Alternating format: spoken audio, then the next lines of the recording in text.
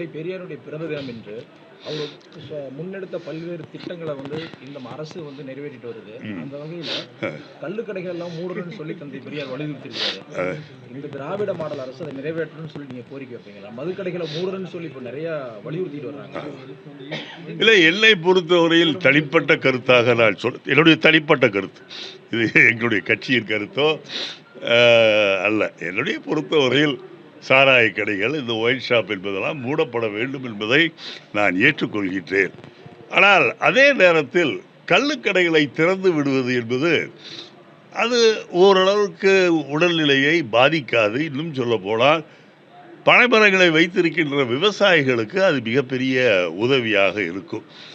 பெரியார் அவர்கள் ஆரம்ப காலத்தில் எல்லாம் குறிப்பாக சொல்ல வேண்டும் என்றால் இதற்கு அடுத்து இருக்கின்ற வீட்டிலே தான் அவர் இருந்தார். அப்போதுதான் மகாத்மா காந்தி அவர்கள் அந்த வீட்டிற்கு அவரை பார்க்கும்போது அங்கிருந்த பெண்கள், என்னுடைய பாட்டி மற்றவர்களாம், அவரிடம் போய் ஊரிலே குடிகாரர்கள் அதிகமாகி விட்டார்கள், சாயந்தரம் ரோட்லேயே நடக்க முடியல, அதுவும் பெண்களாக போனால் கலடா பண்ணுறாங்க, இதுக்கு நீங்கள் ஏதாவது செய்யணும்னு சொல்லும்போது தான் மகாத்மா காந்தி நாக்பூரில் போய் எல்லாத்தையும் கன்சல்ட் பண்ணிவிட்டு இந்த மதுக்கடை ஒழிப்பு என்ற போராட்டத்தை ஆரம்பித்தார்.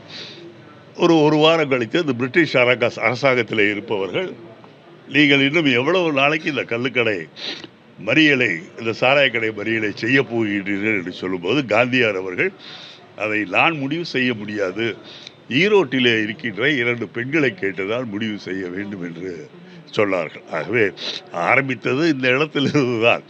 ஆகவே மதுவிலக்கில் எனக்கு பூரண நம்பிக்கை உண்டு. ஆனால் இருந்தாலும் கள்ளுக்கடை திறப்பதன் மூலம் மக்களுடைய உடல்நிலை அவ்வளவாக பாதிப்பதற்கு வாய்ப்பில்லை. விவசாயிகளுக்கு அது ஒரு பெரிய வருமானமாக இருக்கும். ஆகவே தனிப்பட்ட கருத்தாக நான் சொல்வது, கள்ளுக்கடைகளை திறந்தால் மக்கள் கொஞ்சம் சந்தோஷம். பாதகம் செய்பவரை கண்டால் நாம் பயங்கொள்ளலாகாது பாப்பா, மோதி மிதித்து விடு பாப்பா, அவர் முகத்தில் உமிழ்ந்து விடு பாப்பா.